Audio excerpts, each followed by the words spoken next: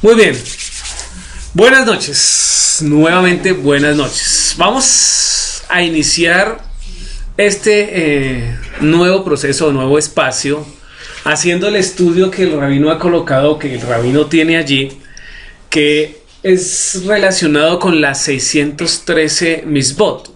Pero lo que vamos a ver aquí son las categorías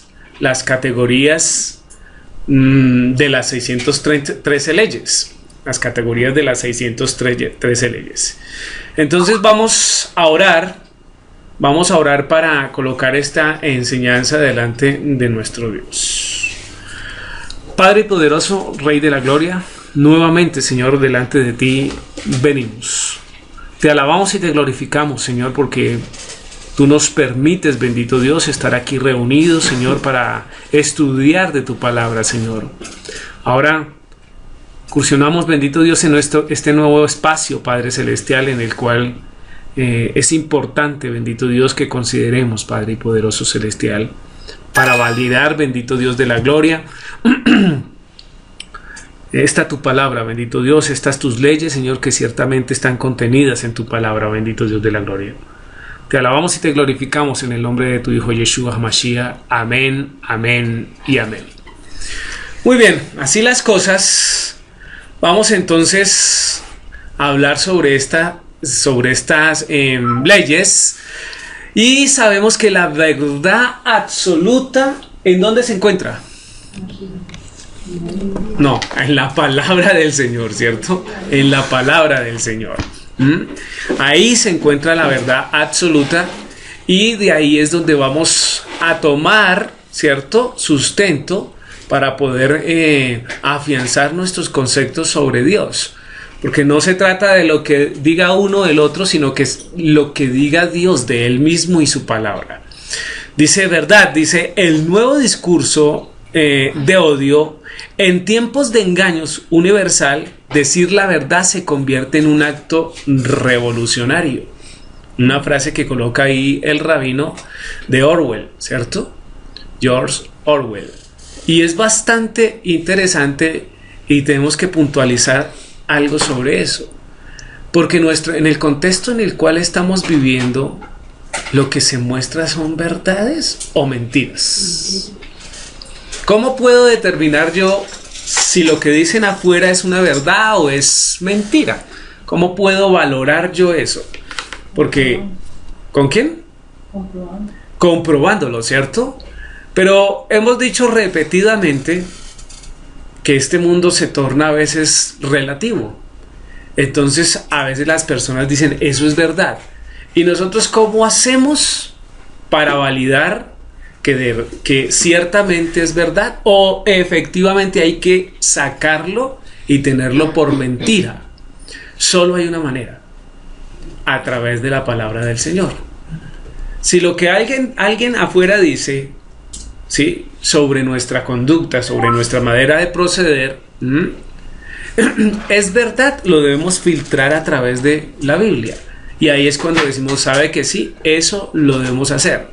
De lo contrario se convierte, si no es verdad, es mentira, porque no hay verdades a medias, o si hay verdades a medias. ¿Qué es una verdad media? Una completa mentira, ¿sí? Eso es así de sencillo. Entonces, es el nuevo discurso de odio, ¿cierto? En tiempos de engaño universal, decir la verdad se convierte en un acto revolucionario. Y nosotros estamos llamados a ser, en cierta manera, revolucionarios. Porque nosotros somos los que supuestamente tenemos la verdad. Así que nosotros deberíamos estar haciendo actos revolucionarios continuos. ¿En dónde? ¿Aquí? ¿En este grupo? No. Porque aquí realmente pues ya todos hablamos un mismo idioma. Lo que se torna difícil es hacer actos revolucionarios afuera. Cuando uno detecta que alguien le está diciendo mentiras, ay, mire que aquel persona una mentira, uno le dice, oiga, no sea mentiroso. O realmente uno dice, de verdad, vea pues, tan raro, tan rara la situación. Fíjese que uno no le dice, usted es un mentiroso, pero tampoco debería secundarle la mentira. Porque si uno sabe que hay una mentira ahí, uno que debería decir, la verdad, eso es mentira. Y cerrarían todas las situaciones. Entonces ahí es donde es difícil. ¿Yeshua hizo un nuevo pacto? Es una pregunta. ¿Yeshua hizo un nuevo pacto? El rabino propone ¿cómo se dice? Esta pregunta por el contexto en el que nosotros nos movemos, ¿cierto? ¿Cuál es el contexto en el que nos movemos? No, es que hoy es un nuevo pacto. Y el nuevo pacto tiene que ver con no incluir las leyes de la Torá o la Torá en ese pacto. Supuestamente estamos en un pacto renovado. ¿Es verdad o no es verdad?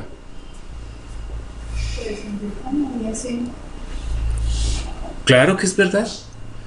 Pero la renovación, ¿en qué consiste? Ya lo hemos hablado. En que las leyes no están clavadas o labradas en una piedra, ¿cierto? Sino que las llevamos dentro de nosotros, en nuestro corazón y en nuestra mente. Luego deberíamos vivir, ¿cierto? Y aflorar leyes. Y estas características, este estudio que vamos a ver es puntual sobre eso. Dice Mateo 5, 17 y 18. Leamos el 5. Ya todos lo hemos visto, pero el rabino propone iniciar esta clase con Mateo 5. Mateo capítulo 5, versículos 17 y 18.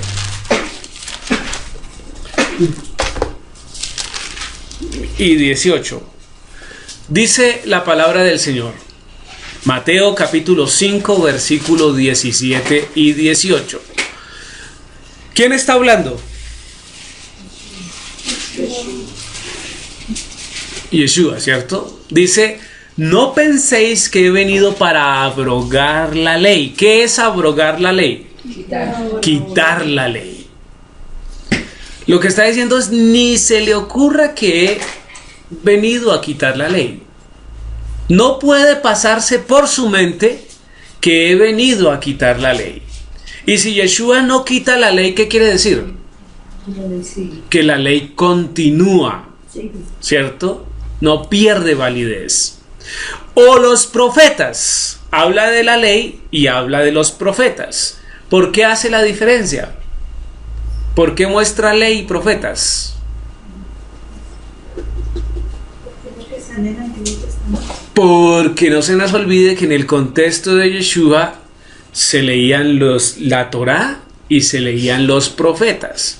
¿Ya? No tenían en esa época un libro como el que tenemos nosotros hoy acá, que contiene los 66 tomos, ¿cierto? Sino que ellos tenían la clasificación, ¿cierto? Los códices, digámoslo así, ¿cierto? De esos libros antiguos, ¿ah? Y ahí se dividían, tenían esa división. Entonces estaba ley y estaban los profetas. No vino a quitar ninguno de los dos. ¿Por qué puntualiza sobre esos dos?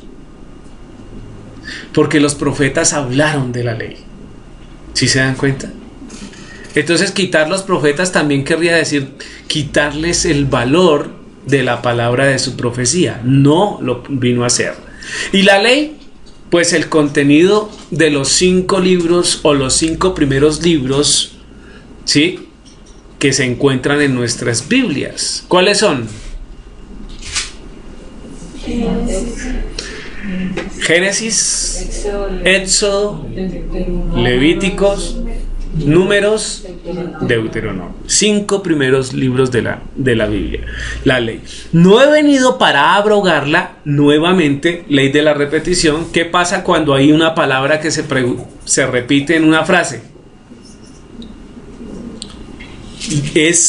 ¿Carece de importancia o todo lo contrario? Reafirma la situación, ¿cierto? Entonces, no he venido para abrogarla, sino para cumplir, dice ahí, para cumplir. Ahora, el versículo 18, porque de cierto os digo que hasta que pasen los cielos y la tierra, ni una jota ni una tilde pasarán de la ley, hasta que todo se haya cumplido. Y ya hemos hablado varias veces sobre este momento, sobre esta situación, ¿sí? Y sabemos que todavía falta algo para que se cumpla totalmente el escrito. Por ejemplo, profecías de Ezequiel, profecías de Apocalipsis, profecías de Daniel, Joel, ¿sí? Isaías. ¿Se dan cuenta? Muchas ya se han cumplido, como cuál, la venida de Yeshua, del Salvador. Entonces muchas se han cumplido, pero faltan otras para poder decir que el Señor, no, es que el Señor lo dijo hace 2000 años y de 2000 aquí ya no. ¿Podemos decir eso? Todavía no, ¿cierto? Continuemos. ¿Es esto algo permanente? Otra pregunta. Éxodo capítulo 20, versículos 3 al 6. Éxodo capítulo 20.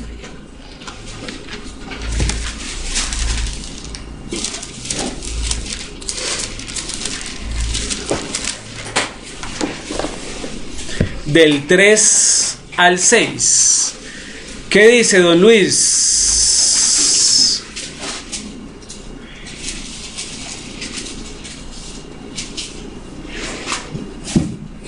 Léalo, del 3 al 6.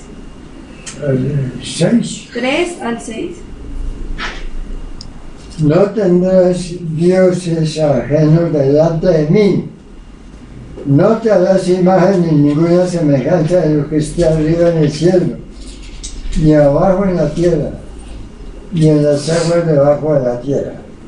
No te inclinarás a ella ni las honrarás, porque yo soy Jehová tu Dios fuerte, celoso, que visito la maldad de los padres sobre los hijos hasta la tercera y cuarta generación de los que me aborrecen, y hago misericordia a millares, a los que me aman y guardan mi mandamiento. Amén. Amén. Sí. Sí, ahí. Entonces, ¿qué propone Éxodo capítulo 20 del 3 en adelante? Primero, enfatiza la clase del rabino: no tendrás dioses ajenos delante de mí. Y ya hemos hablado sobre eso. Hemos determinado y evidenciado algunos tipos de dioses que podríamos nosotros tener. Ahora, la pregunta es: ¿qué Dios tiene usted? A ver, ¿quién es valiente y dice cuál es el Dios que todavía sigue, aparte de Dios? El mundo. El Dios trabajo, ¿cierto, Olivos? El Dios mundo. ¿Qué otro Dios se propone? Ahora, ya hemos identificado y estamos dando un paso.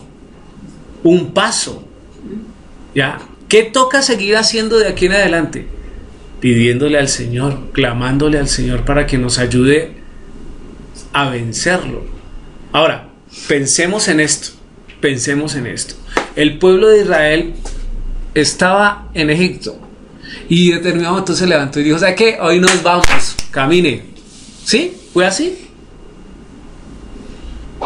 ¿Cómo fue el suceso?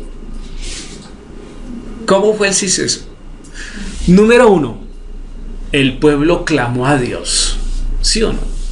Porque Dios dijo: he escuchado los lamentos, los clamores del pueblo, ¿cierto? Entonces llamó a Moisés.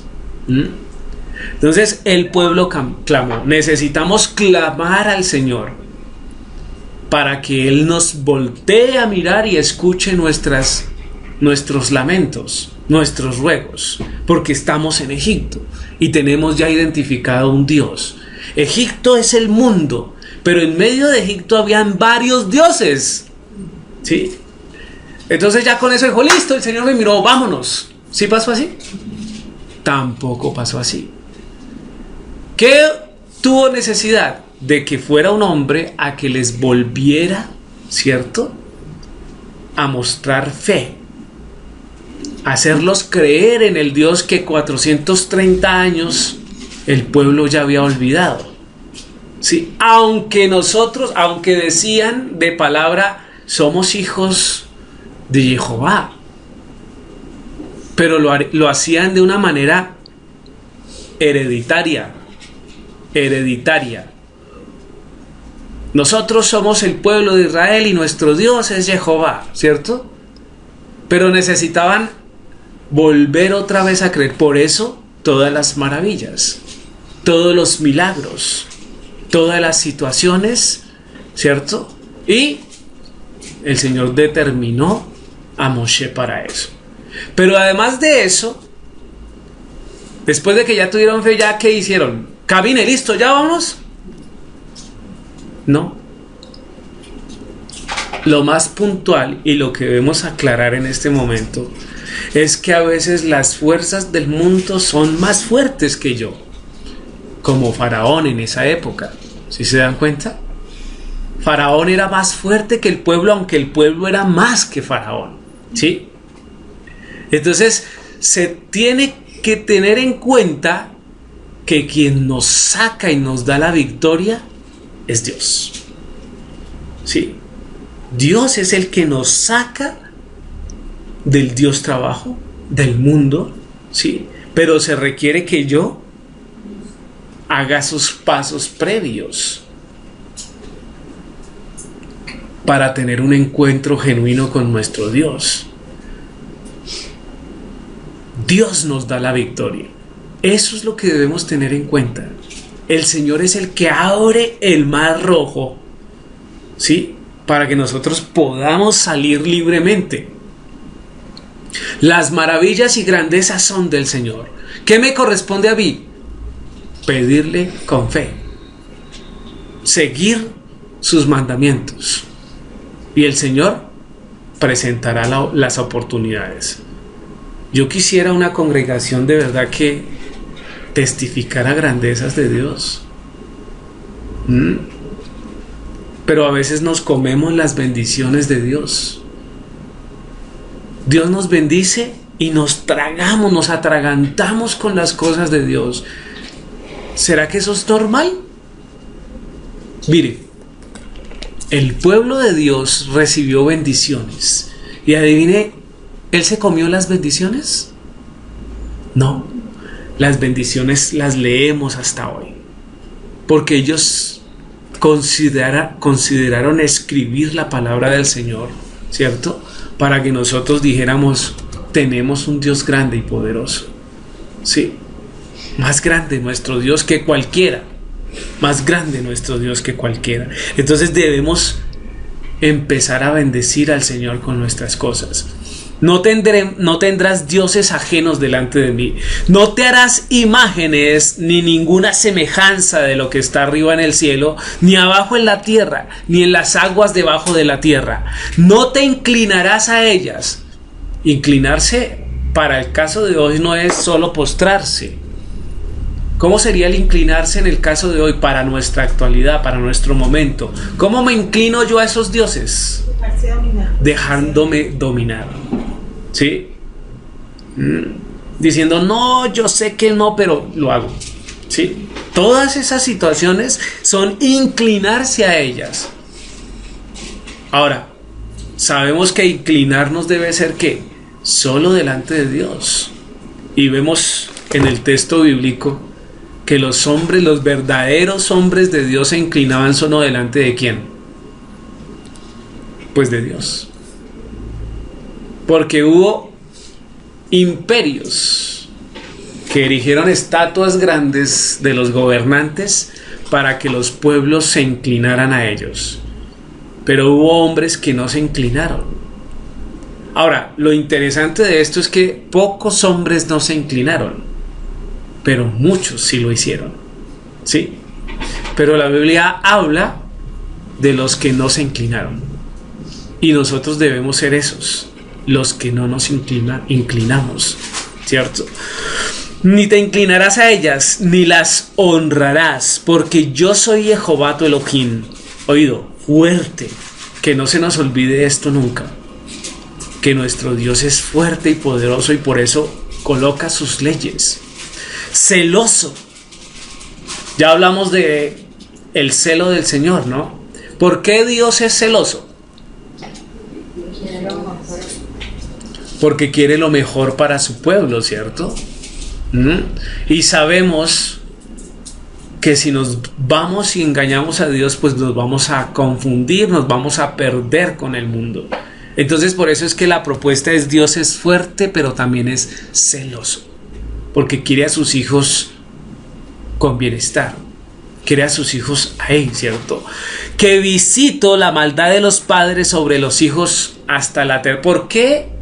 ¿Por qué se coloca esta frase? Visito la maldad de los padres sobre los hijos hasta la tercera y cuarta generación de los que me aborrecen. ¿Por qué? Porque debemos ser conscientes que hay personas que aman a Dios, pero hay personas que aborrecen a Dios. El problema es que los que aborrecen a Dios generalmente no gritan a voz populi que aborrecen a Dios, sino que se ensañan con los que aman a Dios.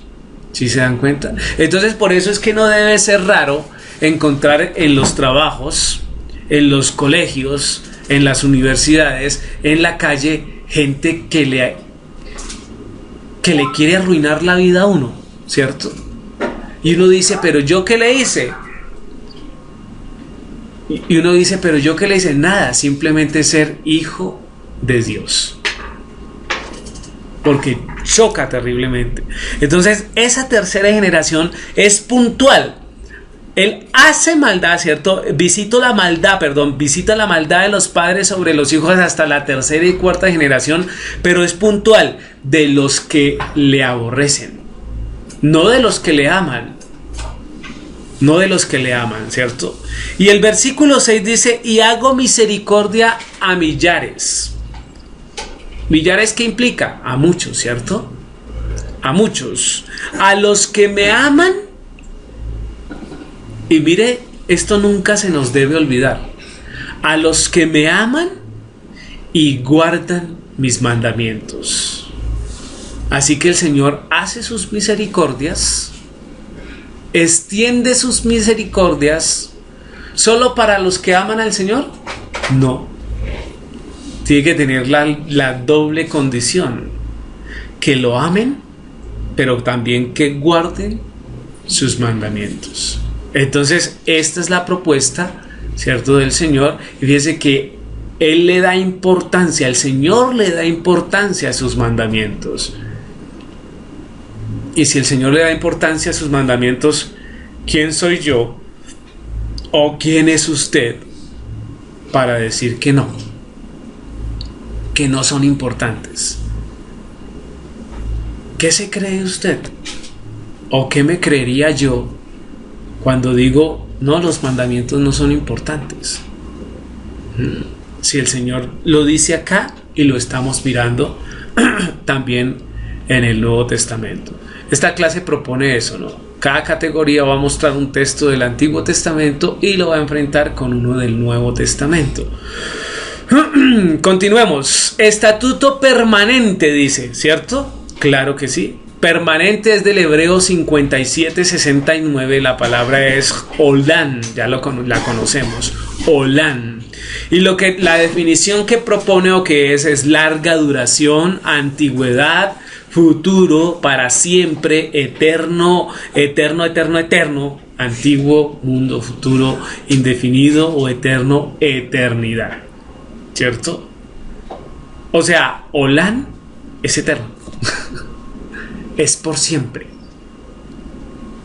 Y debemos guardar sus mandamientos por siempre. Sí, por siempre. No solo por un espacio de tiempo, no solo hasta que me lo permita el uno o el otro, sino continuamente. Estatuto permanente, y la palabra estatuto es del hebreo 2708. Hat se llama más o menos. Definición: estatuto, ordenanza, límite, promulgación, algo prescrito, algo que ya está antes escrito, ¿cierto? Algo que fue promulgado. Es una ordenanza, algo puntual que debemos realizar. ¿Sí? Las ordenanzas son para hacerlas o para no hacerlas. Por lo menos las de la Biblia se deben hacer. ¿Sí? Dice, no importa dónde vivas. Estos mandamientos se refieren al hecho de que Jehová sabía que no viviríamos en Israel siempre. Se propone como un acto de misericordia también. Imagínense la confusión que tendríamos ahora si no existiera las palabras olano o por siempre o estatuto por siempre. Sino que diríamos, no, eso ya pasó, eso fue para un momento, eso fue para el pueblo de Israel y lo haríamos con toda certeza. Pero no, el Señor sabía que íbamos a estar fuera de Israel, que íbamos a estar dispersos. Entonces, Igual se pensaba eso, ¿no? O sea, por las ondas cristianas, la mayoría pensaban que los estatutos no eran eternos. Sí, que los estatutos no eran eternos, sí. Pero aquí se propone, ¿sabías que pasaríamos un tiempo lejos de nuestra tierra natal? El Señor lo sabe todo y por eso lo colocó en su texto. Vamos a mirar Levítico, capítulo 23, del 9 al 32. Dice, no importa dónde vivas. 9 al 32. A ver. Muy bien, entonces Paola, Lina, John, mi hermana Alba, luego viene Braulio y Vanessa, o sea, Johnny y Jenny, luego mi hermana Alba, luego va Braulio y Vanessa, Samara, si tiene ahí los que puedan leer, mi hermana Gladitos con los que pueda leer. ¿Quién es? Javier creo que no puede leer. Estelita está desde el celular. Listo, entonces empieza Paola. Por favor, Levítico capítulo 23 del 9 al 32. De a un versículo cada uno. Amén. Y habló Jehová a Moisés diciendo. Lina. Habla a los hijos de Israel y diles, cuando hayáis entrado en la tierra que yo os doy y seguéis su mies, traeréis al sacerdote una gavilla por primicia de los primeros frutos de vuestra siega. John y Jenny.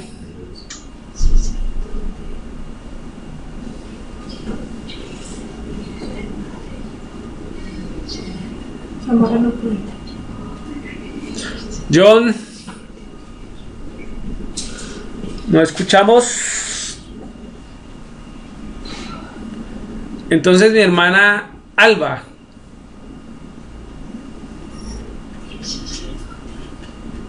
Y el sacerdote mecerá la gavilla delante de Jehová para que seáis aceptos el día siguiente del día de reposo la mecerá. Braulio.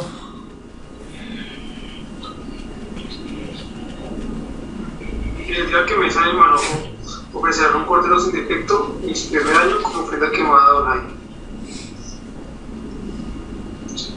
Su ofrenda será 2 décimas de efa de flor de harina amasada con aceite, ofrenda encendida a Jehová, en olor gratísimo, y su libación será de vino, la cuarta parte de un hin. Mi hermana Gladys, 14.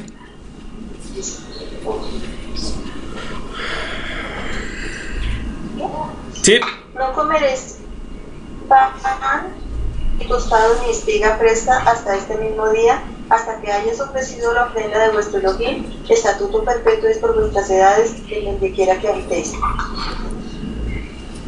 Y contaréis desde el día que sigue al día de reposo, desde el día en que ofrecisteis las gavillas de la ofrenda mecida, 7 semanas cumplidas se crean. Hasta el día siguiente, el día del séptimo día de reposo, contaréis 50 días, entonces ofreceréis el nuevo grano al Eterno. Muy bien, ¿quién está ahí? ¿Quién es Shalom? Javier. Javier, pero Javier no puede. Mi hermana Estela, entonces siga, Luisa. 18. De vuestras habitaciones traeréis 2 panes para ofrenda mecida, que serán 2 décimas de efa de flor de harina, cocidos con levadura como primicia para Jehová.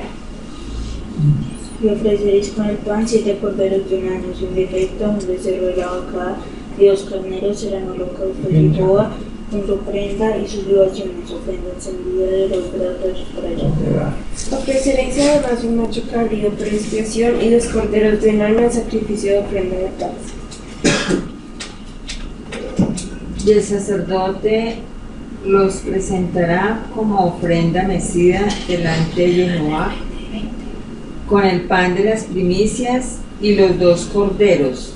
Serán cosas sagradas de Jehová para el sacerdote.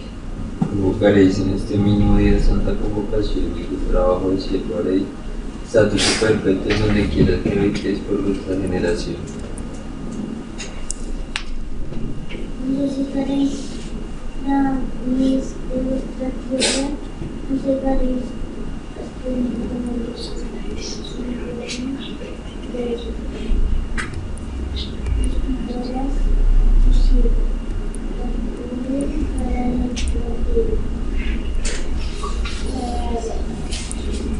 ¿23, 26, 27?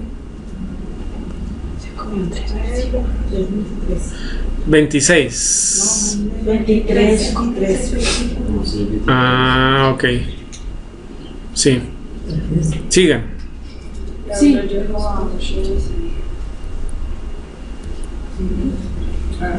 Habla a los hijos de Israel y diles: en el mes séptimo, al primero del mes, tendréis día de reposo, una conmemoración al son de trompetas y una santa convocación. El trabajo del cielo haréis, y ofreceréis ofrenda encendida y a Jehová. También habló de Jehová a Moshe diciendo: En los 10 días de este mes séptimo será el día de expiación, tendréis santa convocación, y afligiréis vuestra alma, y ofreceréis ofrenda encendida de Jehová.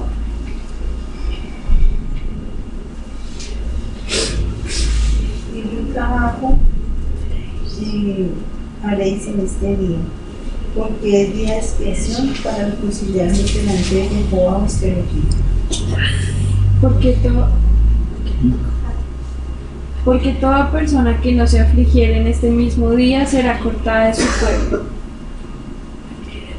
Y cualquier persona que hiciere trabajo alguno en este día, yo destruiré a la tal persona de este pueblo.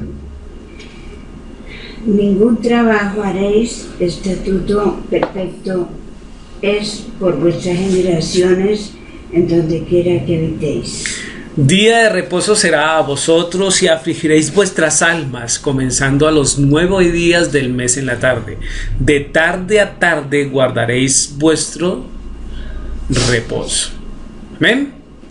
Entonces fíjese que en varias de los versículos hay una propuesta importante y es: primero, no importa dónde vivan, deben guardar las fiestas del Señor, ¿sí? Y es donde quiera que habitéis por estatuto perpetuo, ¿cierto? Entonces es puntual, es muy puntual, porque el Señor muestra la continuidad de su palabra y la obligación para su pueblo de realizar sus leyes, en este caso sus fiestas. La misma enseñanza se aplica igualmente al natural y al extranjero. Eso también lo debemos saber. Estamos haciendo una introducción para mirar qué es lo que debería aplicar y por qué es que todavía están vigentes las 613 o los mandamientos, más bien. Éxodo capítulo 12 versículo 19.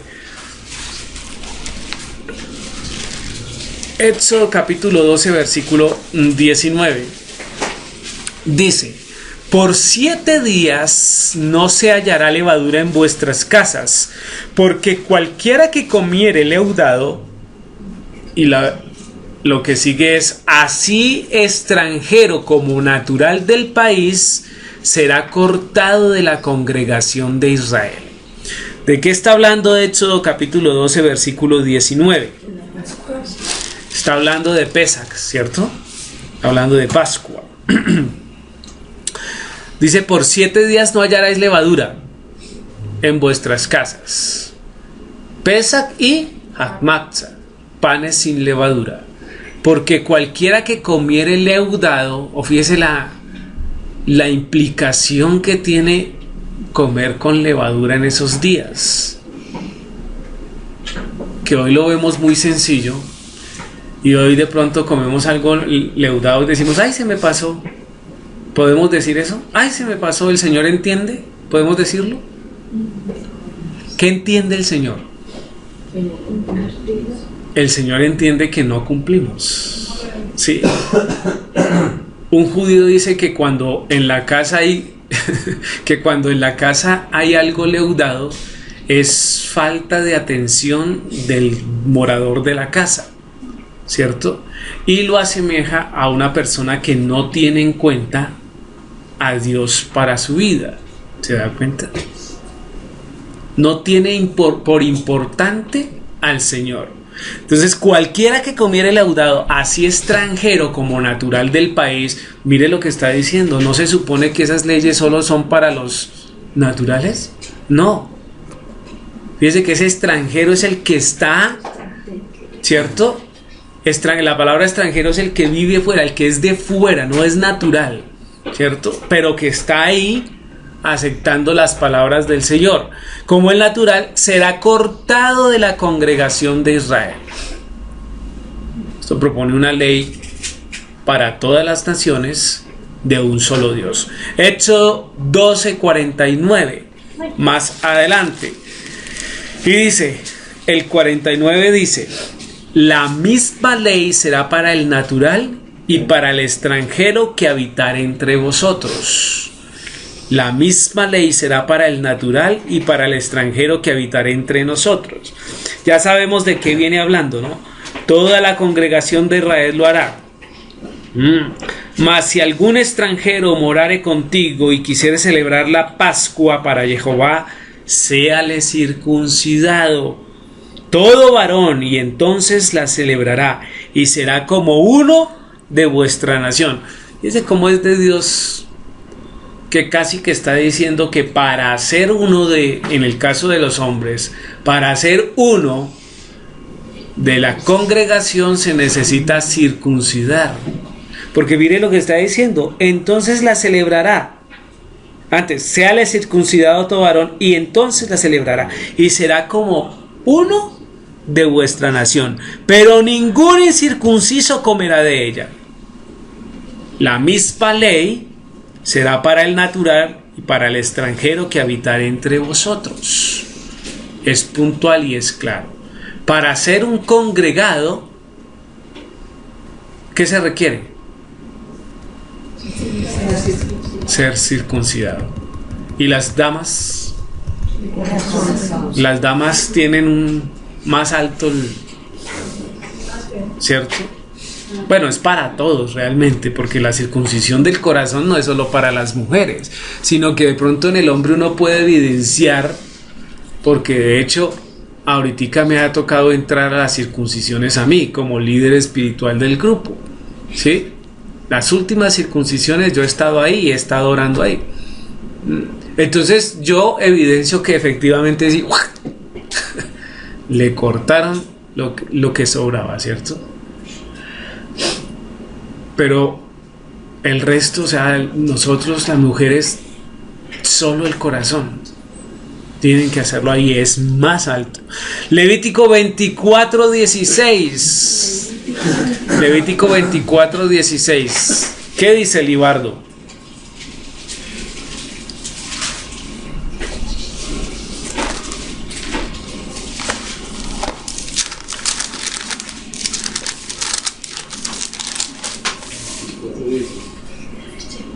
Que blasfemaré el nombre de Yahweh ha de ser muerto. Toda la congregación lo apedreará, así el extranjero como el natural, y blasfemaré el nombre de que muera. Eso es. Fíjese que aquí esta ley Esto es una ordenanza, ¿sabían? Dice, y el que blasfemare el nombre de Jehová ha de ser muerto. Ahora, les hago una pregunta. ¿Cómo se blasfema el nombre del Señor?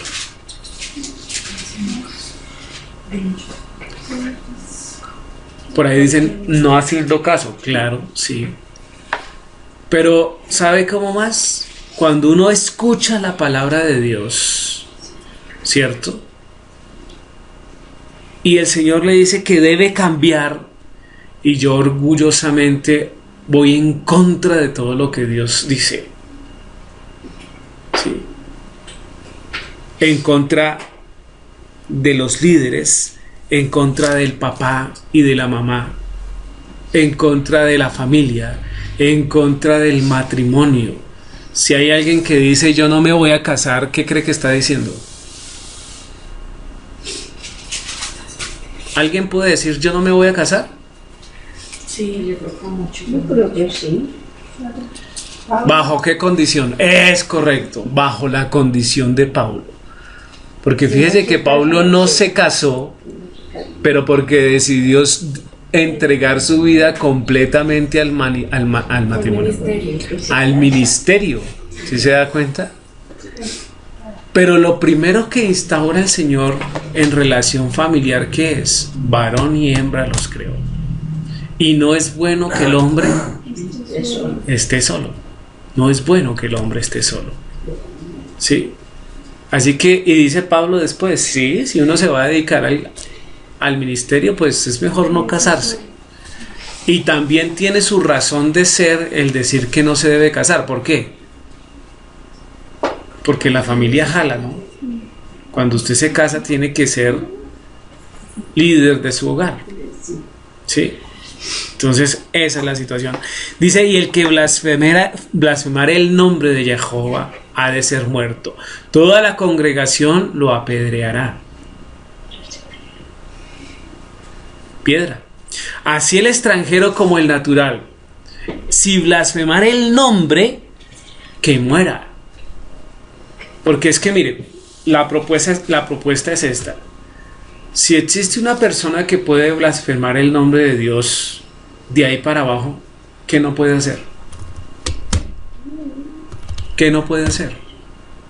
O sea, si se mete con Dios, ¿hasta dónde no puede llegar esa persona? Entonces es mejor que esté muerta. Esa es la condición, esa es la situación. Porque si no respeta a Dios, no se respeta ni ella misma, ni esa persona misma. Muy bien. Vamos a entrar a las categorías. Hay 34 categorías separadas de la Torá, ¿cierto? 34 categorías de la Torá, de las leyes. Y vamos a mirarlo. Dice, Torá significa, y esta pizarra, la pizarra de la Torá. Dice el rabino. Dice, la Torá es... ¿Qué es Torá? Ok, instrucción perfecta del Señor. Ahora debemos tener claridad sobre esto. La palabra del Señor es la instrucción perfecta, ni siquiera la instrucción solamente. Es la instrucción perfecta del Señor. Eso quiere decir que no existe otra manera mejor de instruir a un hombre, a un pueblo, a una nación, que su Torá. ¿Podemos decir amén sobre eso? O podemos decir, no, hay unas cosas que como que no. Por ejemplo, que a mi esposa yo la tengo que apedrear cuando no respeta al Señor. No, eso no. A otros sí lo apedreamos, pero no, a mi hijo tampoco. Que debo castigar a mi hijo cuando es contumaz y rebelde. ¿Sí? No, a otros sí lo podemos, pero a este no. ¿Sí se dan cuenta? Entonces es instrucción perfecta del Señor. Y debemos tener claridad sobre eso. En la medida en que tengamos ese valor en relación a la Torá, nuestra vida va a cambiar. ¿Sí? porque nosotros debemos ser conscientes de lo que es la palabra. Dice, direcciones perfectas de un Padre amoroso. Claro, porque Dios propone su palabra para presentar beneficio a su pueblo. Realmente todo cae en beneficio para... Entonces son esas direcciones perfectas de un Padre amoroso, ama a su pueblo y por eso coloca estas propuestas de vida y de conducta. Dice que las leyes tienen que ver con varios enfoques no sino hemisferios. Está el hemisferio personal, hay leyes que yo debo hacer para mejorar, para ser mejor persona. Pero también hay leyes que me permiten, ¿cierto?, desarrollar mi vida en sociedad, en una comunidad. Pero también hay leyes, ¿cierto?, que nos involucran absolutamente a todos. Hay leyes para las mujeres, hay leyes para los hombres. Entonces de eso debemos ser cuidadosos y tener absolutamente claro. Direcciones perfectas de un Padre amoroso. Leyes perfectas para vivir nuestra vida. Ahora, pero necesitamos saberlas. ¿Y cómo las sé? Hay muchos hermanos que todavía prestan plata y ponen interés. Le prestan a un hermano y le ponen interés. Yo le presto, pero me da el 2%, el 5%. ¿Eso se debe hacer? No se debe hacer. Pero el que no está así, el que no está en el Señor, sí, le puede cobrar.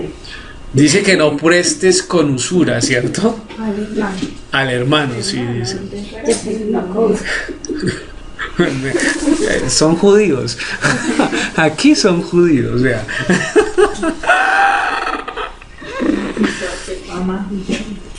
Ok, pero fíjese que hay cosas como estas que no se validan, ¿cierto? Con los campos. Dice que debemos cosechar y cuándo podemos comer o recoger.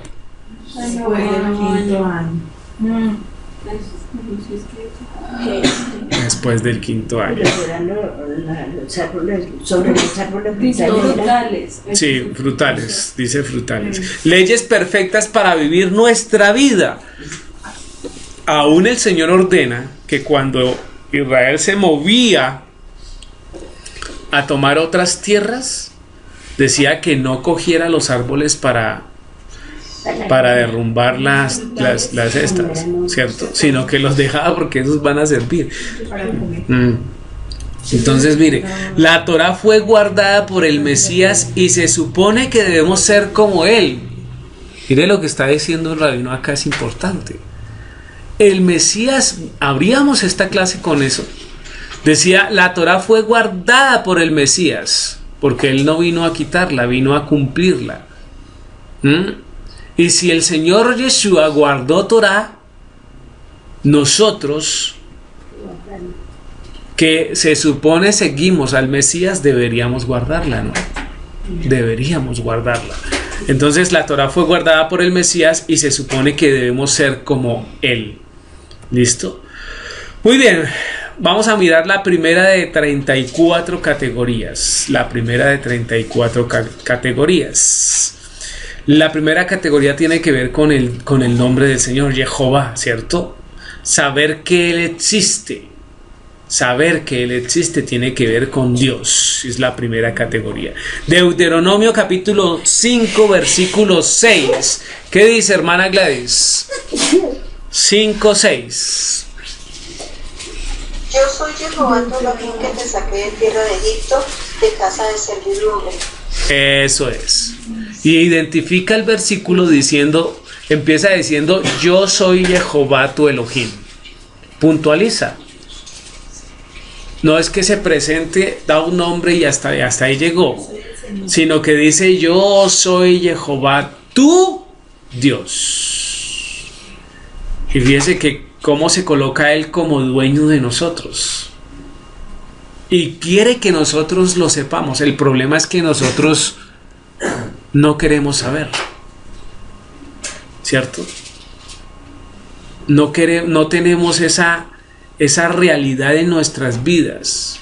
El Señor dice: yo soy tu Dios.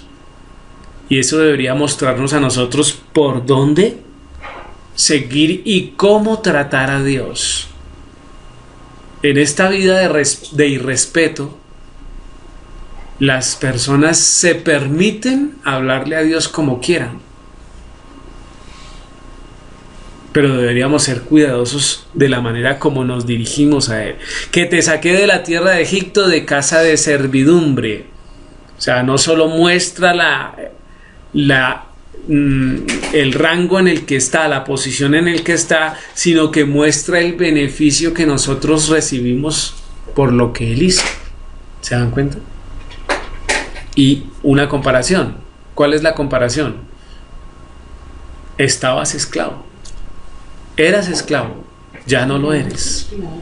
Ahora eres libre, pero yo soy tu Dios. Antes le era fácil, no, sino eran obligados a seguir las leyes de Faraón, que es lo que no hemos entendido nunca. Cuando uno está esclavo, o cuando uno está en esclavitud, está obligado a seguir las leyes de su esclavizante, ¿cierto? De la persona que lo tiene esclavo. Y si no sigue esas leyes, ¿qué pasa? Muere. Pero ahora, cuando el Señor muestra en libertad una propuesta para que podamos vivir bien, no lo hacemos. Entonces ahí es cuando uno dice: ¿será que nos gusta más estar en la esclavitud y servir a Faraón que servir a nuestro Dios para beneficio nuestro? Entonces podría decir, miremos el Brit Hadashah, ¿cierto? Nuevo Testamento, en relación a esta categoría, Jehová, el Señor, saber que Él existe. Juan 8:58. ¿Qué dice Juan 8:58, Paola? Yeshua les dijo: de cierto os digo, antes que Abraham fuese, yo soy. Eso es. Y fíjese cómo Yeshua está diciendo, mostrando su preexistencia, ¿no? Yeshua les dijo: de cierto os digo, antes que Abraham fuese, yo soy. Ahora, Abraham tiene un tiempo ya posterior a la creación, ¿no? Y sabemos que Yeshua fue el principio de toda creación. Eso nos dice la Biblia. Él dice: yo soy el principio y yo soy el final. Yo soy el Aleph y soy el Tab. En el principio estaba el Verbo, y el Verbo era con Dios.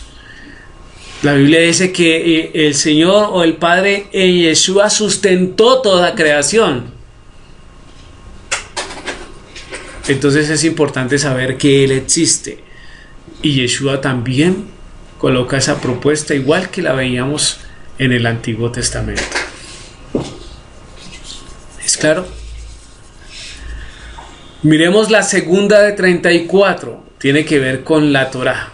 Para aprender Torá y enseñar. Ahora, sabemos que estas no son las únicas leyes, ¿no? El rabino lo que hace es, de cada categoría muestra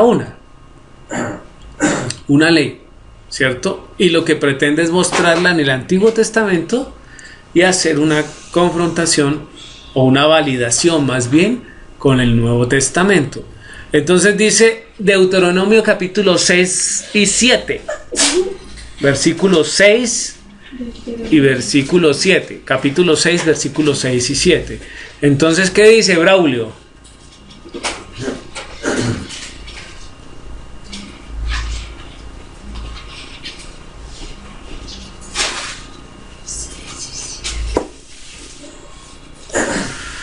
Braulio.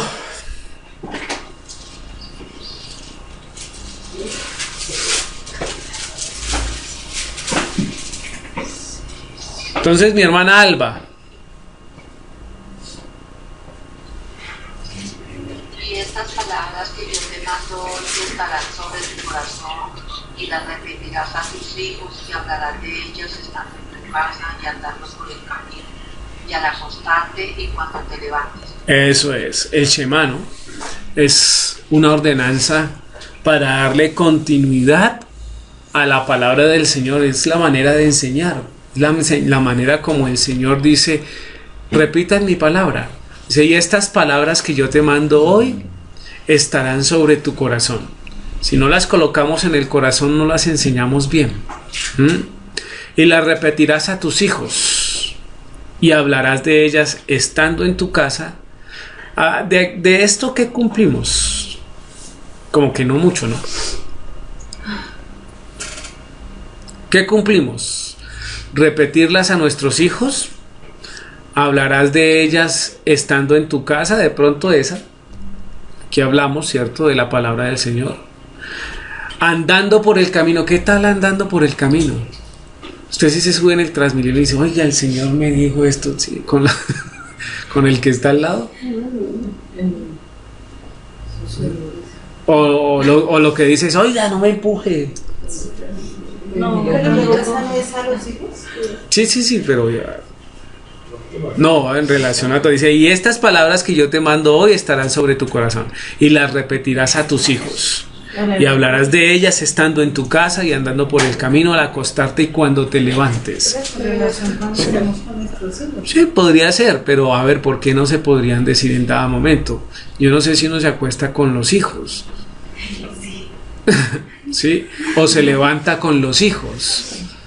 La ordenanza no es solo para los hijos, es para cada creyente en el Señor. ¿Que las debemos repetir a los hijos? Claro que sí, porque ellos son los que continúan. ¿Cierto, Emilio?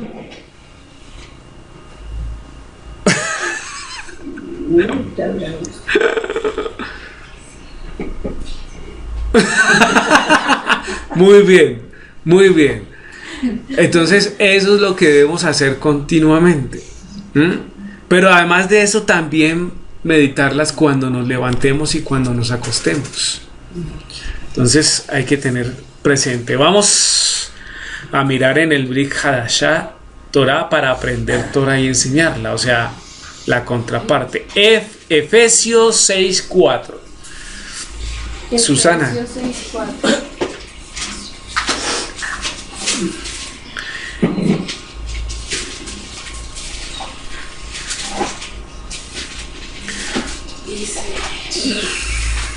Y a vosotros padres no provoquéis a ir a vuestros hijos, sino creadlos en disciplina y amonestación del Señor. Este versículo no le gusta a muchos hijos, ¿no? Dice, y a vosotros padres no provoquéis a ir a vuestros hijos. Entonces los hijos cogen esto y dicen, sí ve, papá y mamá, que es que no me provoquen a ira, y eso está bien porque ahí lo dice. Pero si olvidas la segunda parte, dice, sino criadlos en disciplina. ¿Cómo es criar un hijo en disciplina? ¿Cómo es criarlo en disciplina? Corregirlo, ¿cierto? Cuando se porte mal, hay que hacer lo que la Biblia dice que debe hacer, y es castigar al muchacho con vara, ¿cierto? Dice, criadlos en disciplina, mire, y amonestación del Señor. O sea, la reprensión bíblica. Lo que generalmente uno dice, mire, el Señor, ¿qué cree que está pensando cuando usted hace eso? Mire lo que Dios dice de esto. No sea mentiroso. El Señor dice que los mentirosos no heredarán el reino de los cielos. Cuando el niño está en jardín y le da por robarse los colores de otro. ¿Ah?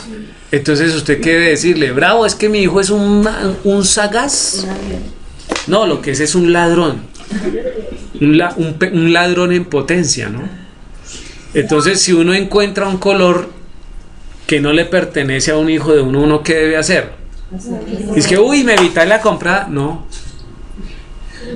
lo devuelve. Y si no lo devuelve, uno va y se lo lleva a la profesora y le dice, mire, por favor. Y debemos estar pendientes sobre eso, ¿cierto?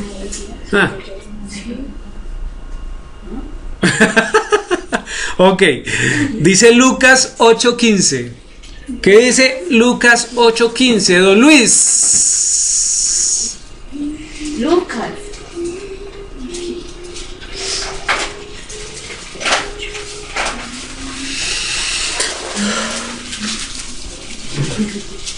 Estamos hablando de aprender Torah y enseñarla, ¿no?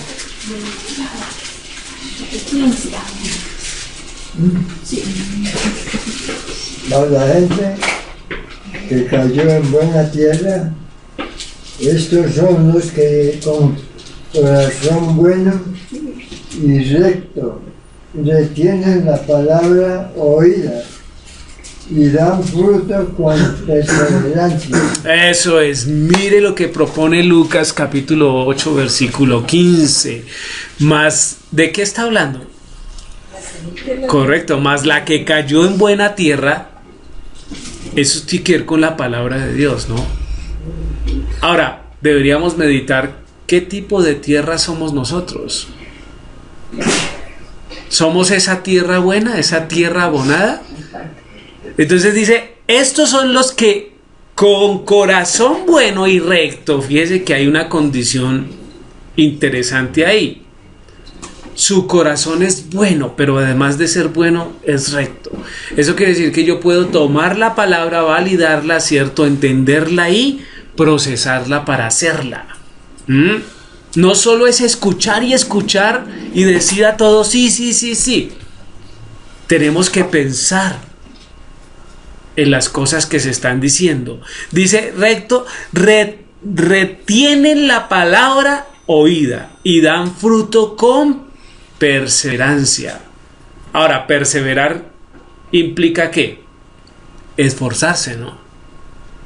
Entonces eso deberíamos tenerlo nosotros también muy en claro, porque es que no, si yo comparto, Señor, si yo hoy si me encuentro a alguien que venga vestido de corbata rosada, yo le comparto, esa es la señal. Hay gente que hace eso. Ahora, rosada, pocas corbatas rosadas, ¿cierto? O muchas. Creo que no salió la cara. Lo que debe ser que no me gusta el rosado para la corbata. Bueno, pero a ver, esa sería la situación. No, uno debería estar dando esos frutos, ¿cierto? Esforzarse por hablar, buscar esos momentos para poder decirle a alguien. Eso sí, yo sí considero que orarle a Dios para que lo guíe a uno con la persona de verdad que sí quiere escuchar la palabra del Señor. Porque afuera hay mucha gente que quiere escuchar de Dios, pero a su modo. La gente quiere escuchar de Dios, pero a su modo. Pero tan pronto uno abre la Biblia y le muestra lo que es la palabra real, dicen, no, a mí no, eso no es conmigo. Eso es para los judíos por allá. No se le olvide que nosotros somos, ¿cómo es? El reemplazo. Israel quedó allá, ¿cierto? Y ahora es la iglesia. No hay tal. Entonces tengamos en claro. ¿Qué dice ahí, por favor, ayudante número 1? Dice Javier, según Timoteo 3:15, y recordando también cómo desde la niñez has conocido las escrituras santas, que pueden darte la sabiduría que te lleva a la salvación, por medio de estar confiando en Yeshua HaMashiach. Muy bien, ese ahí está muy bien. Ayudante número 2, agua para este hombre sediento, y cumplirían con un mandamiento, darle de tomar al sediento. Categoría 3 de 34. Señales y símbolos, circuncidar al varón. ¿Dónde la encontramos? Levítico 12:3, ahí está. Bueno, en otros muchos, Génesis 17, bueno, desde ahí empieza, ¿no? Pero vamos a mirar Levíticos 12:3. ¿Qué dice Levíticos 12:3? Mi hermana, ¿a quién le dije ahorita? Alba. Mi hermana Ángela, ¿está ahí? Mira a ver. Ah, bueno, ok. Entonces, Gladitos, David, por favor, ayúdeme ahí. David. Muy bien. Yo tengo una cosa así.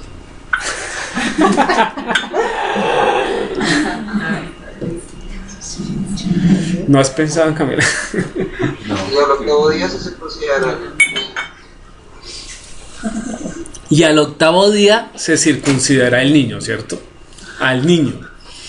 Esa es una orden puntual que muchos hoy dicen, no, ya no, ya no. Solo la del corazón. Solo la del corazón.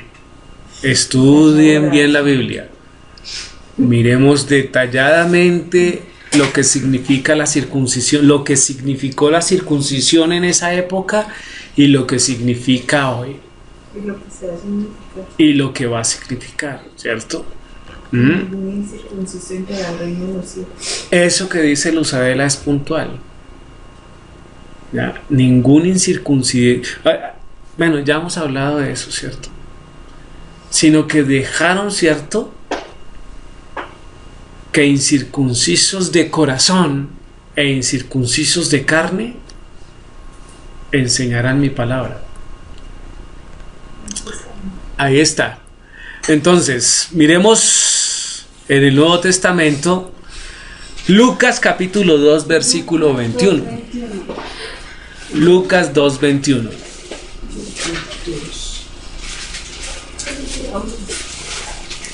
Y vamos a mirar ahí, Gabriela.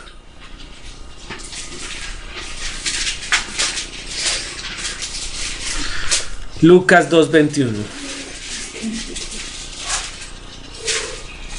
Cumplieron los 8 días para circuncidar al niño, le pusieron por nombre Yeshua, el cual había sido puesto por el ángel antes de que fuera concebido. Muy bien. Cumplidos los 8 días para circuncidar al niño, le pusieron por nombre Yeshua. Sabemos que Yeshua es el nombre verdadero del Señor, ¿cierto? El cual le había sido puesto por el ángel antes que fuese concebido. Antes que fuese concebido. Entonces acuérdense que el ángel le dijo, ¿y su nombre será? No Jesús. Porque el ángel seguramente estaba hablando ¿a quién? A hebreos, ¿cierto? Entonces lo más probable es que, es más, la misma palabra dice, aquí es salvación, y salvación es Yeshua. ¿Listo? El cual, dice, el cual le había sido puesto por el ángel antes que fuese concebido. Son las 10:01. Vamos a dejar hasta ahí en la categoría 3 de 34 señales y símbolos, circuncidar al varón. No es la única, no es el único mandamiento, pero estamos colocando una por categoría, ¿no? Sí, todo va a ser así, todo va a ser así, hasta abordar las 34 categorías. No vamos a ver las 613. Vamos a ver las categorías de las 613. ¿Listo? Amén. Oremos. Oremos. Señor Padre y poderoso celestial, damos gracias, bendito Dios, en esta noche, Señor, por convocarnos, Rey de la Gloria. Gracias, bendito celestial, por traernos y enseñarnos estas verdades, bendito Dios, que están en tu palabra. Guíanos, bendito Dios, para tener el pleno entendimiento según tu palabra, bendito Dios, y no según mis conceptos, Padre Celestial. Gracias, bendito Dios, por la apertura de este Shabbat. Te damos gracias, Señor, porque tú lo ideaste, bendito Dios, desde antes de la fundación del mundo, bendito Dios, para que pasemos tiempo contigo, Rey de la Gloria. Gracias por enseñarnos, bendito, conforme a él, Señor. No es el domingo, Padre Rey, es Shabbat, tu día que siempre ha estado en tu escritura. Ahora, Señor, quedamos delante de ti, Señor, para que nos ayudes, bendito celestial, a continuar en este día. En el nombre de tu Hijo Yeshua Mashiach, te alabo y te glorifico, Dios. Amén, amén y amén.